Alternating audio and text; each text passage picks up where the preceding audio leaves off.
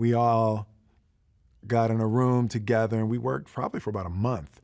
Everyone going through, and we would do scenes once in a while, but it was really diving in and understanding the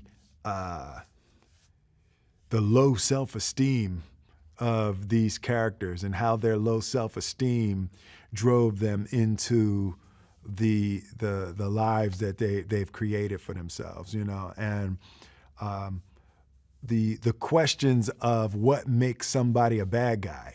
And that was always one of the questions that was at the forefront for everybody. What makes someone a bad guy? And we sort of landed on the separation between being a bad guy and being evil. And David, probably about 3 weeks in, we landed on that idea that it's not a movie about good versus evil. It's a movie about bad versus evil. The way that David directs and prepares is really actor-centric, right? So he wants everything to be authentic. He wants as many of the people in the scenes who really have done those things in the past, whatever their characters call for. So you're rubbing elbows with the real deal. What happens is it just gives an extra level of authenticity, because between takes you can say, hey, listen, I'm doing this, what do you think? And I'll say, no, do it like this, hold it like this. So there's a sense of endless information available to you before you step in front of the camera. Deadshot sort of sees himself as the elite. You know,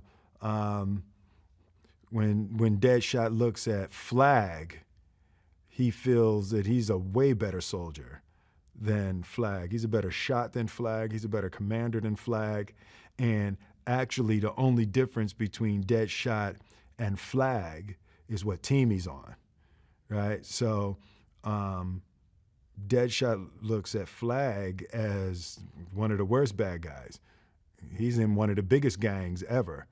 And the only difference is he has money and, he has a couple stripes, right? So I think there's also a little jealousy that when Deadshot sees soldiers and they're a group and they work together and all of that, there's a part of him that yearns for that and knows that he could have been that, but he chose a different life. And maybe as when the movie starts, it's just about getting to that point that Deadshot is thinking, maybe I might have made a wrong turn or two in his life.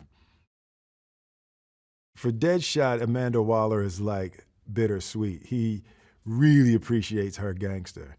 There's no lie in Amanda Waller, So there's the part of him that appreciates that, but then there's the other side of it that he really doesn't like